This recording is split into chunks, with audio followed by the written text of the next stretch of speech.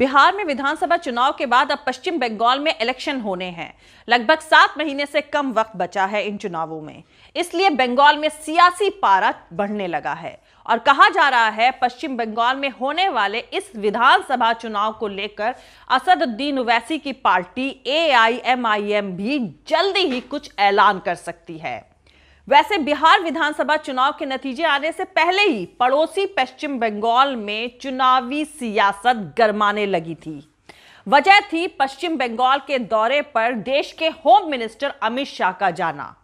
और होने वाले विधानसभा चुनाव में पश्चिम बंगाल की 294 सीटों में से 200 सीटें जीतने का दावा करके उन्होंने बंगाल के ठहरे सियासी पानी में उबाल ला दिया है। हालांकि अमित शाह का यह दावा हकीकत के कितने करीब और कितने दूर है, इसको समझने में अभी वक्त है, लेकिन इस बात का अंदाजा जरूर लगाया जा सकता है कि पश्चिम बंगाल में होने वाले विधानसभा चुनाव अमित शाह की नजर में क्या अहमियत रखते हैं।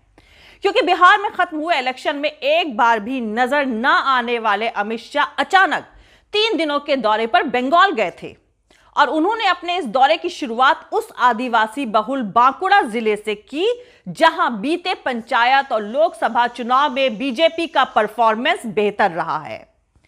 आपको बता दूं, जिस दौरान बिहार विधानसभा के लिए वोटों की गिनती चल रही थी, उस दौरान यह भी उम्मीद नजर आ रही थी कि असदुद्दीन ओवैसी की AIMIM किंग मेकर का रोल निभा सकती है। हालांकि पूरे वोटों की गिनती के बाद एनडीए एक बार फिर सत्ता में वापस लौट चुकी है और नीतीश कुमार ने 7वीं बार बिहार के मुख्यमंत्री यानी चीफ मिनिस्टर पद की शपथ भी ले ली है।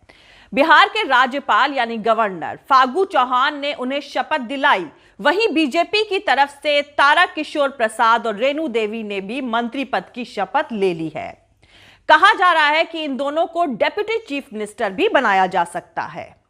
तो दोस्तों, नीतीश कुमार के बिहार के चीफ मिनिस्टर की ओथ लेने के बाद बिहार में शुरू हुआ घमासान लगभग थम गया है, लेकिन पश्चिम बंगाल यानी वेस्ट बंगाल में सियासी दंगल का दिलचस्प तमाशा शुरू होने वाला है, क्योंकि असदुद्दीन ओवैसी की पार्टी AIMIM के स्पोक्स पर्सन यानी प्रवक्ता और पश्चिम बंगाल में पार्टी के कोऑर्डिनेटर असीम वकार ने कहा है कि पार्टी को पश्चिम बंगाल के कई जिलों से फीडबैक मिल रहा है और अब सिर्फ असदुद्दीन ओवैसी के साथ चर्चा करने के बाद चुनाव में उतरने का ऐलान किया जाना है। उन्होंने कहा कि पार्टी देखेगी कि ममता बनर्जी AIMIM के खिलाफ इलेक्शन लड़ने को तय करती हैं या फिर AIMIM के साथ मिलकर लड़ने का फैसला करती हैं। अब आपको यहां पर बता दूं कि बिहार चुनाव के नतीजे आने से पहले अमित शाह जब कोलकाता पहुंचे थे तो उसके अगले दिन सुबह ही बांकुड़ा पहुंच गए थे और झारखंड से सटे इस आदिवासी बहुल इलाके में उन्होंने बिरसा मुंडा की मूर्ति पर फूल माला चढ़ाई थी। वहां उन्होंने लोकल नेताओं के साथ बातचीत की, फिर दोपहर में एक आदिवासी के घर में जमीन पर बैठकर खाना खाया था। अब दिलचस्प बात यह है कि ओवैसी ने भी अपने सियासी फॉर्मूले के सेंट्रल में मुसलमानों के साथ साथ दलितों और आदिवासियों को भी रखा है और इसी कोशिश को कामयाब बनाने के लिए वो अक्सर जय भीम का नारा लगाते हैं। महाराष्ट्र में मुस्लिम दलित एकता वाले सियासी एक्सपेरिमेंट के तहत उन्होंने वंचित बहुजन अगाड़ी के साथ अलायंस किया था, लेकिन उनके इस सियासी एक्सपेरिमेंट को थोड़ी बहुत कामयाबी तो मिली, लेकिन जितनी उनकी पार्टी को उम्मीद थी उतनी कामयाबी नहीं मिली। महाराष्ट्र के बाद ओवैसी ने यही सियासी एक्सपेरिमेंट बिहार में दोहराया और ओवैसी ने बहुजन समाज पार्टी और उपेंद्र कुशवाहा की राष्ट्रीय लोक समता पार्टी के साथ अलायंस करके 5 सीटों पर जीत हासिल कर ली। यानी पहले महाराष्ट्र और अब बिहार इस बात की गवाही दे रहे हैं कि आने वाले वक्त में बंगाल में होने वाले चुनाव में भी हैदराबाद के सांसद असदुद्दीन ओवैसी कई खुद को सेक्युलर सियासी पार्टी कहने वाले दलों की सरदर्दी बढ़ाने वाले हैं। कैसे बताऊंगी, लेकिन उससे पहले जो लोग मेरे इस चैनल पर नए हैं वो मेरा YouTube channel political Tamasha with doctor Arshi को सब्सक्राइब करके वहां पे लगी बेल आइकॉन को जरूर दबा दे ताकि आपको हमारे आने वाले हर वीडियो की अपडेट्स मिलती रहे। और दोस्तों, अगर आपको हमारा काम पसंद आता है, हमारे वीडियोस पसंद आते हैं तो www.patreon.com/Dr अर्शी खान पर जाकर डोनेट करके आप हमारे काम को सपोर्ट कर सकते हैं। तो चलिए शुरू करते हैं। अमित शाह पश्चिम बंगाल में अचानक 3 दिन के दौरे पर गए थे और वहां एक रैली कर रहे थे। इस रैली में अमित शाह के साथ साथ कैलाश विजयवर्गीय, मुकुल रॉय और पश्चिम बंगाल में बीजेपी के प्रेसिडेंट दिलीप घोष भी मौजूद थे।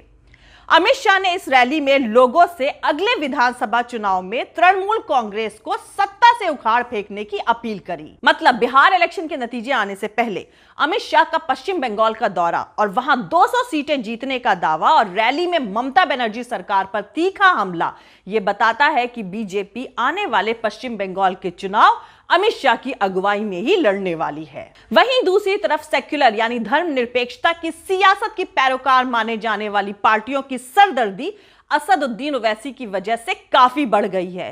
क्योंकि इन सेक्युलर पार्टियों की नजर में ओवैसी भाजपा की बी टीम और वोट कटवा हैं। जबकि 51 साल के ओवैसी का कहना है कि देश में कहीं से चुनाव लड़ना उनका डेमोक्रेटिक राइट यानी उनका लोकतांत्रिक अधिकार है और अपनी हार के लिए उन्हें जिम्मेदार ठहराने वाली पार्टियां भाजपा को सत्ता हासिल करने से रोकने की काबिलियत नहीं रखती हैं। असदुद्दीन ओवैसी की अगुवाई में AIMIM ने 2014 में जब हैदराबाद के दारुसलाम से निकलकर महाराष्ट्र की सियासत में दस्तक दी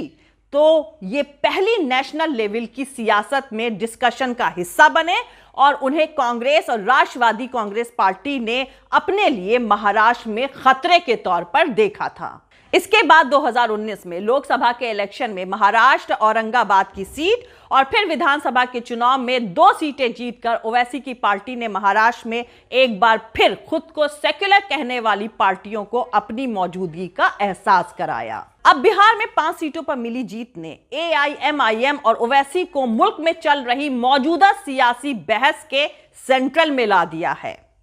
असदुद्दीन ओवैसी और उनकी पार्टी AIMIM के नेशनल लेवल पर बढ़ते कद या उभार को कांग्रेस और उसके साथी दल भाजपा के खिलाफ डाले जाने वाले वोटों में बंटवारा करने वाली ताकत के तौर पर देखते हैं। कांग्रेस के नेता तारिक अनवर का कहना है कि ओवैसी की सियासत कम्युनल यानी सांप्रदायिक है और उनका सियासी उभार मुल्क की डेमोक्रेसी के लिए ठीक नहीं है। कांग्रेस को सभी कट्टरपंथी ताकतों के खिलाफ लड़ना होगा और जनता को समझाना होगा कि असदुद्दीन ओवैसी की सियासत देश के लिए फायदेमंद नहीं है। दूसरी तरफ AIMIM के नेशनल स्पोक्सपर्सन यानी राष्ट्रीय प्रवक्ता असीम वकार का कहना है कि बिहार के नतीजे इस बात के गवाह हैं कि मुस्लिम कम्युनिटी अब किसी एक पार्टी की मोहताज नहीं है। वो ओवैसी साहब की लीडरशिप में अपना फ्यूचर देख रही है और असदुद्दीन ओवैसी की पार्टी को भाजपा की बी टीम कहना इन खुद को सेक्युलर पार्टी कहने वाली पार्टियों के खौफ को दिखाता है। हैदराबाद से 2 दशक तक लोकसभा के मेंबर रहे सलाउद्दीन ओवैसी के सबसे बड़े बेटे असदुद्दीन ओवैसी ने सियासत में कदम रखने से पहले क्रिकेट के मैदान में अपना हाथ आजमाया था और बतौर तेज गेंदबाज यूनिवर्सिटी लेवल पर खेले थे। लंदन से वकालत की पढ़ाई करके लौटने के बाद उन्होंने पहली बार सन 1994 में अपने सियासी सफर की शुरुआत करी थी। वो हैदराबाद की 4 मीनार विधानसभा सीट से पहली बार चुनाव लड़े और जीते। साल 2004 में वो पहली बार लोकसभा पहुंचे और उसके बाद हर लोकसभा चुनाव में उन्होंने जीत हासिल करी थी।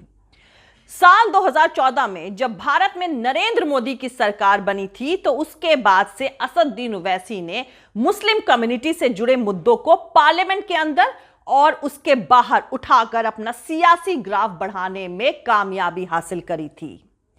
उसी साल उन्होंने 3 तलाक के खिलाफ बनाए गए मोदी सरकार के कानून और सिटीजनशिप अमेंडमेंट एक्ट यानी नागरिकता संशोधन कानून यानी CAA और भीड़ की तरफ से करी गई मॉब लिंचिंग की वारदातों के खिलाफ काफी मुखरता से मुस्लिम कम्युनिटी में अपने सपोर्टर्स का बहुत बड़ा ग्रुप तैयार किया है और माना जा रहा है कि असदुद्दीन ओवैसी के सपोर्ट में ज्यादातर यंग मुस्लिम लड़के शामिल हैं। वैसे तो आप लोग को पता ही होगा, लेकिन फिर भी बता दूं कि असदुद्दीन ओवैसी के दादा अब्दुल वहीद ओवैसी ने 1927 में बनी मजलिसे इत्तेहादुल मुस्लिमीन को 1957 में ऑल इंडिया मजलिसे इत्तेहादुल मुस्लिमीन के नाम से फिर से शुरू किया था।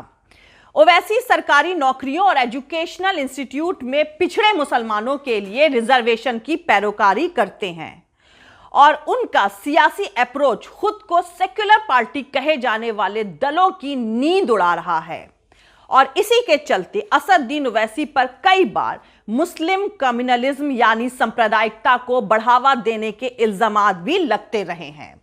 लेकिन वो इससे इनकार करते हुए कई बार कह चुके हैं कि उनकी सियासत सिर्फ हिंदुत्ववादी आइडियोलॉजी यानी विचारधारा के खिलाफ है। कॉलेज के दिनों में क्रिकेट के मैदान में बतौर तेज गेंदबाज खेलने वाले असदुद्दीन ओवैसी ने करीब 2.5 दशक पहले जब हैदराबाद के चार मीनार इलाके से अपनी सियासी पारी का आगाज किया था, तो शायद ही किसी को अंदाजा रहा होगा कि आगे चलकर उनकी सियासी यॉर्कर मुस्लिम वोटों वाली विकेट पर खेल रही खुद को सेक्युलर कहने वाली पार्टियों के लिए परेशानी का सबब बन जाएगी। दूसरी तरफ अमित शाह के बंगाल दौरे और 200 सीटें जीतने के दावों के बाद पश्चिम बंगाल में चुनावों से पहले राष्ट्रपति शासन की अटकलें भी तेज होने लगी हैं और इस तरह की अटकलें ममता बनर्जी के लिए परेशानी का सबब बनी हुई हैं। वैसे बंगाल में आखिरी बार 40 साल पहले ही राष्ट्रपति शासन लगा था, इसलिए फिलहाल इस बारे में कोई टिप्पणी करना ठीक नहीं होगा।